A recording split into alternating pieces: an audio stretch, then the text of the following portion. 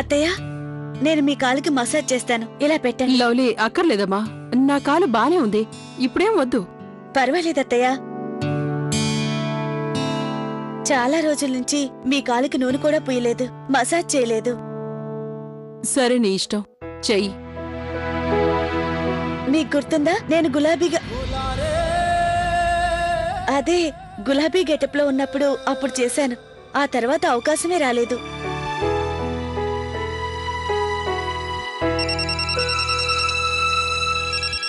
ఎవరు ఫోన్ చేశారు? కార్తీక్ చేశాడు. సరే, ముందు ఫోన్ మాట్లాడు, ఏదైనా ముఖ్యమైన విషయం అయి ఉంటుంది. ఇప్పుడే వస్తానత్తయ్య. హలో.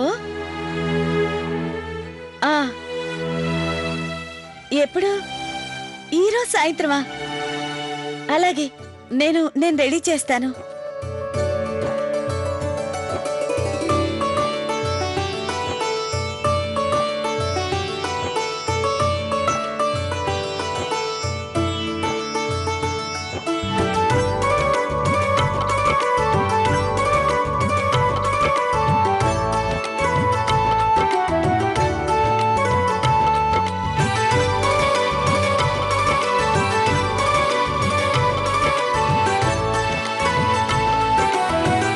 కార్తీక్ తో మాట్లాడావా లవ్లీ? ఏం చెప్పాడు?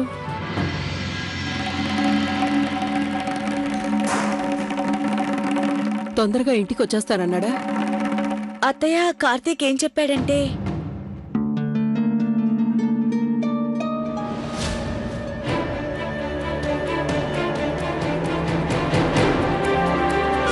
అరే, నువ్వు నా కాళ్ళెందుకు పడుతున్నావు? అయితే ఏమైంది? పెద్దవాళ్ళకి సేవ చేయడం మంచిదే కదా.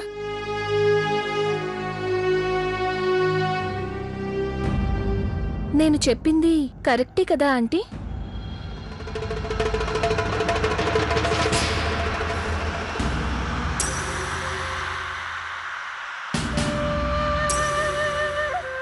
అవును, ఇక చాలు, అయిపోయిందిగా. నాకు ఇప్పుడే నొప్పిగా లేదు. వెళ్ళు, నువ్వు నీ గదికి వెళ్ళు.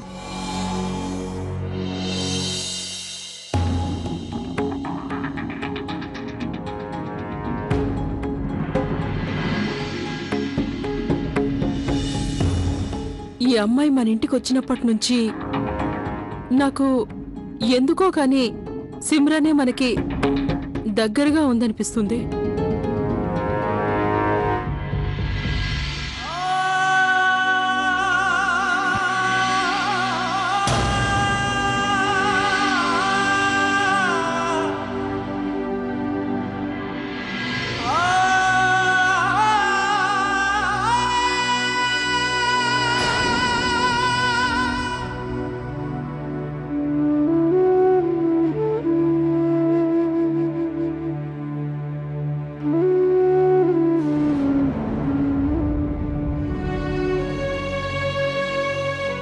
అన్నయ్య, ఇలా ఎంతకాలం? నాకు అర్థం కాలేదు. మీరు సిమ్రన్ వదిన జ్ఞాపకాల్లోంచి బయటకొచ్చి కొత్త జీవితాన్ని ప్రారంభించాలి. కార్తీక్ చెప్పింది నిజమే బాబు.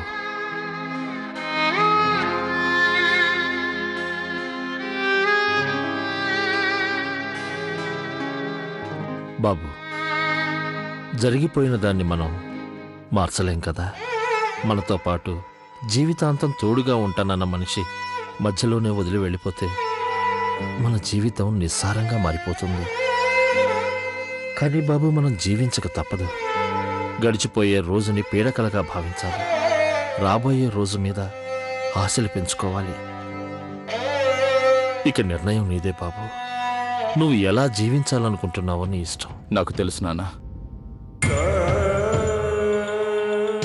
కానీ గడిచిపోయిన రోజును మర్చిపోవడం అంత తేలిక కాదు. నేను మర్చిపోలేకపోతున్నాను. నువ్వు మర్చిపోవాలి బాబు.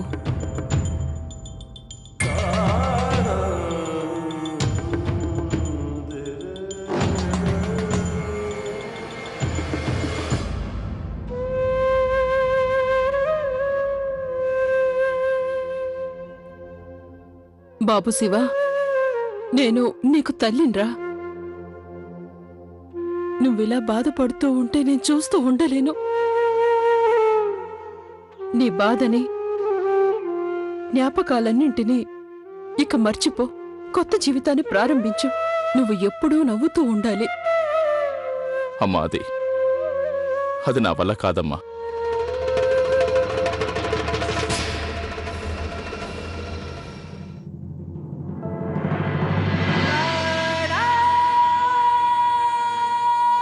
అమ్మా, మీరు దాన్ని నా దగ్గరే ఉండనివ్వండి. బాబు శివ, ఈ సింధూరం పెట్టుకునేవాళ్లే లేనప్పుడు నీ దగ్గర ఉంచుకుని ఏం లాభం? దీన్ని పూజ గదిలో పెడతాను. బాబు, నువ్వు నీ గతాన్ని మర్చిపోక తప్పదు. ముందుకు సాగక తప్పదు. మా అందరి కోసం, నీ కోసం, అన్న కోసం, ఇంకా సిమ్రన్ ఆత్మశాంతి కోసం.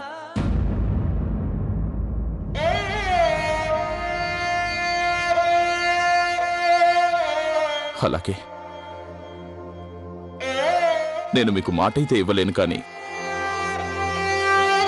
నేను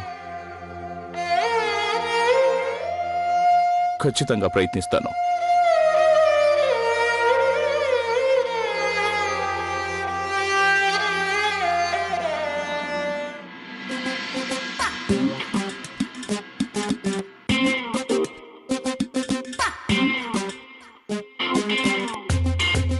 మహారాణి గారు, సేవలు బాగా జరుగుతున్నాయా? కానివ్వండి కానివ్వండి, బాగా తినండి, పళ్ళు తినండి.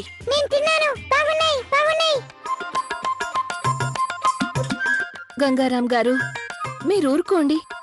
నాకు ఆరోగ్యం బాగోలేదు. ఆ నీ నాటకాలు చాలా బాగున్నాయి. వచ్చి రాగానే నా మంచం లాక్కున్నావు. ఇప్పుడు కొత్తగా అనారోగ్యం. అనుభవించు, పండగ చేసుకో.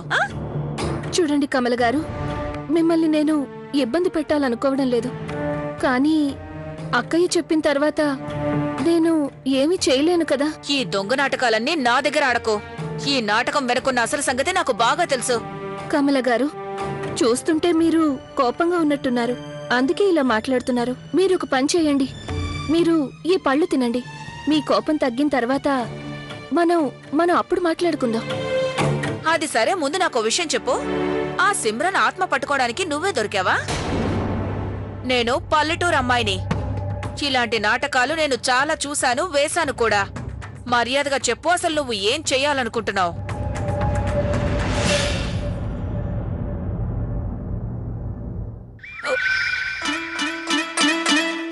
ఈ సమయంలో నన్నెవరు తలుచుకున్నారు? నేనే తలుచుకున్నాను.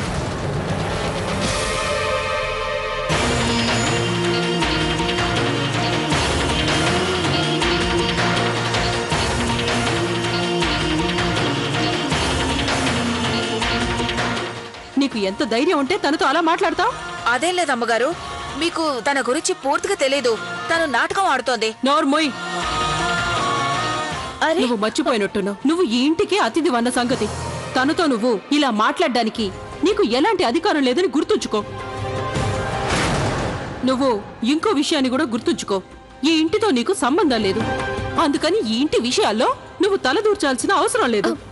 ఆంటీ, మీరు కోప్పడకండి. ఈ విషయంలో తన తప్పు ఏమీ లేదు. అసలు నా విషయంలో ఏం జరుగుతోందో నాకే అర్థం కావడం లేదు.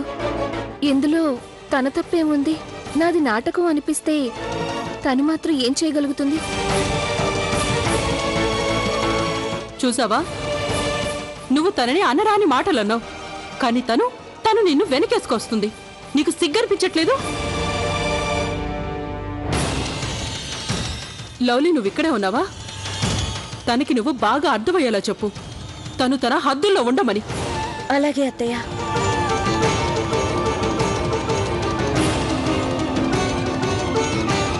కమల అమ్మగారు అన్నారని నువ్వేం బాధపడకు.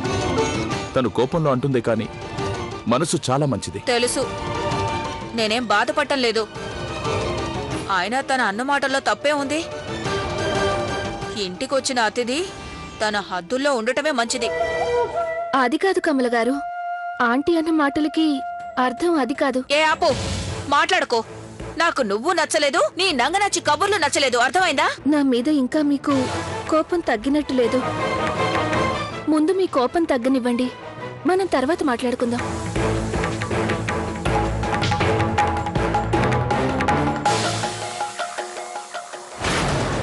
సరే వదిలే, నేను ఢిల్లీ వెళ్తున్నానని చెప్పడానికే వచ్చాను.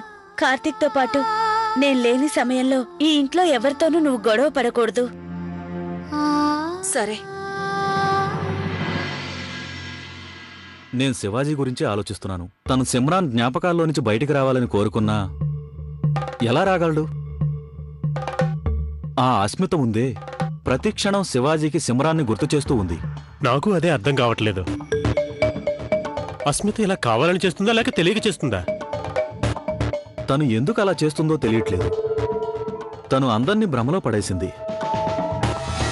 ఇంకో విషయం గౌరీ చెప్పింది, తను అన్నుకి అచ్చం సిమ్రాన్ గుర్తు చేసినట్టే అస్మిత కూడా గుర్తు చేసిందట. కానీ తను సిమ్రాన్ వదన్ చూడలేదు కదా. సిమ్రాన్ వదన్ ఎప్పుడు ఎలా ప్రవర్తిస్తుందో ఎలా తెలుసుంటుంది తనకి?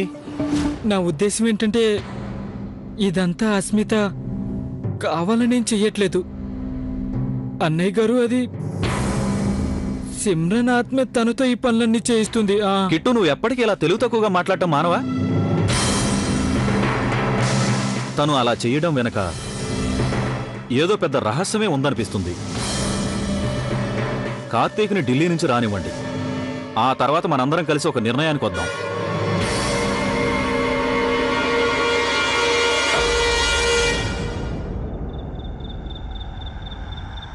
జయ హనుమాన్ జ్ఞానగుణ సాగర జై కపిసు తిహులోక ఉజాగర రామదూత అతృత బలధామ అంజనపుత్ర పవనసుతధామ మహావీర విక్రమ బజరంగి. అమ్మా వైష్ణవి మాత, నువ్వే కాపాడాలమ్మా. జై భవానీ మాత, జై భవానీ మాత, జై భవానీ మాత. దేవుడా, మా కుటుంబానికి ఇంత కష్టం ఎందుకు వచ్చిందో.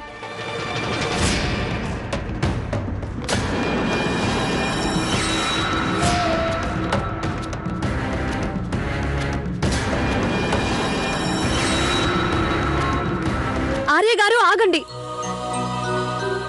మీరు అలాంటి నిర్ణయం తీసుకోకండి.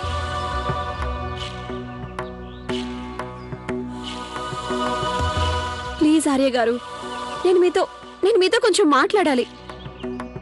ఒక్కసారి నేను చెప్పేది వినండి.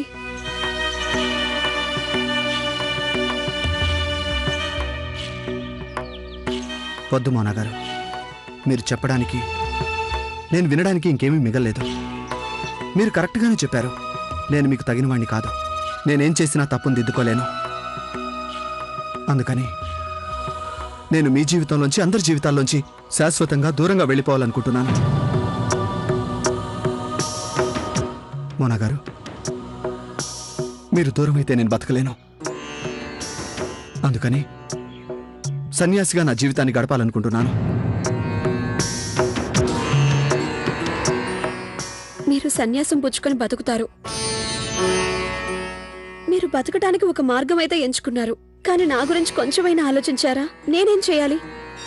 ఎలా బతకమంటారు? బతికి నన్నేం చేయమంటారు? మీతో జీవితం గడపాలని నేను ఎన్నో కలలు కన్నాను.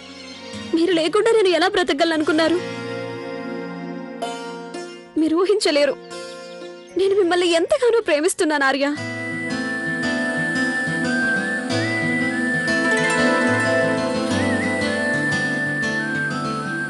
నన్ను క్షమించండి. నేను మిమ్మల్ని చాలా అపార్థం చేసుకున్నాను. చాలాసార్లు అనరాని మాటలు అన్నాను. మిమ్మల్ని అర్థం చేసుకోలేకపోయాను. కానీ దానివల్ల మన మధ్య ఉన్న బంధం తెగిపోదు కదా. ఇప్పుడు మీ భార్యని, ఎప్పటికీ మీ భార్యగానే ఉండాలనుకుంటున్నాను.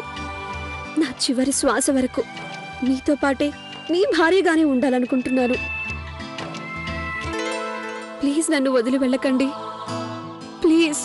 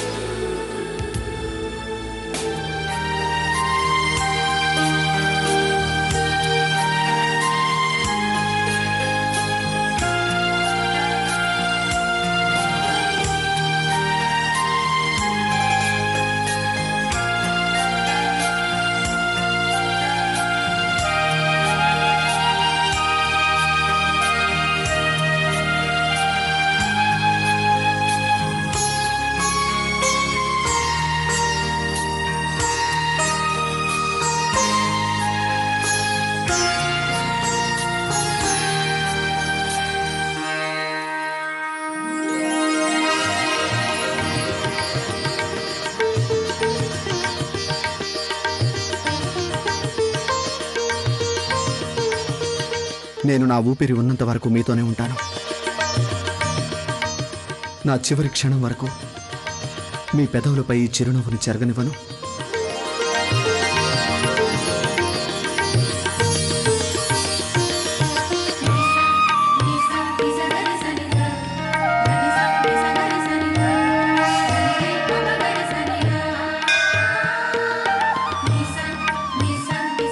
వెళ్దామా?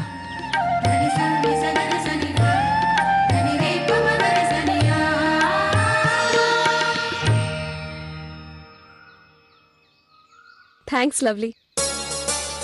నిజంగా నువ్వు చేసిన సహాయం వల్లే నేను నా జీవితంలో సర్వం కోల్పోకుండా కాపాడుకున్నాను. అది సరే ఆర్య, నువ్వు మా మోనాని టెన్షన్ పెట్టి ఎక్కడికి వెళ్ళిపోయావు? నేను దర్శనం చేసుకుందామని గుడికొచ్చాను. ఓ, అయినా మీరేంటి ఇక్కడ? అదే మేము ఇంటికి వెళ్ళాం. నువ్వు ఇక్కడ గుడికి వచ్చావని చెప్పారు, అందుకే నేను కలుద్దామని ఇక్కడికి వచ్చేసాం. చాలండి, ఇప్పటికే ఎక్కువైంది. ఏం జరిగిందో మాకు బాగా తెలుసు. ఆర్య అన్నయ్య, మీరు నాకు థ్యాంక్స్ చెప్పాలి. నేను మోనాకి ఫోన్ చేయకపోయి ఉంటే తను ఏడుస్తూనే ఉండేది. ఈ పాటికి మీరు సన్యాసి అయిపోయేవాళ్ళు. నిజమే, ఆర్య సన్యాసి అయ్యుంటే నేను మీరాగా మారి జీవితాంతం ఆశ్రమంలో ఉండేదాన్ని. థ్యాంక్స్ లవ్లీ, ఇదంతా నీ వల్లే.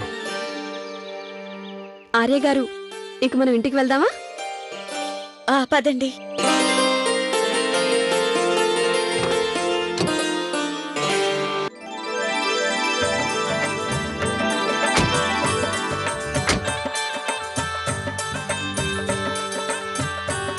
మీరిద్దరూ మంచి సమయానికి వచ్చారు.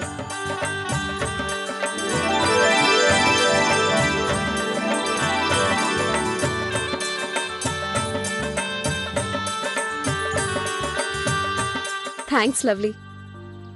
అత్తయ్య గారు లవ్లీ లేకుంటే నేను ఆర్యని వెతుక్కుంటూనే ఉండేదాన్ని. మళ్ళీ భర్తని పేరు పెట్టి పిలుస్తున్నావు. ఎన్నిసార్లు చెప్పాను పెద్దవాళ్ల ముందు అలా పేరు పెట్టి పిలవకూడదని? కానీ బావ నుంచి ఆర్యగా ఎప్పుడు మారాడో మాకు అస్సలు తెలియనేలేదు. ఇంతకీ మా చిన్న అతిథి ఎక్కడుంది? తను నేను చూడాలి. అదిగో అక్కడుంది చిట్టి తల్లి.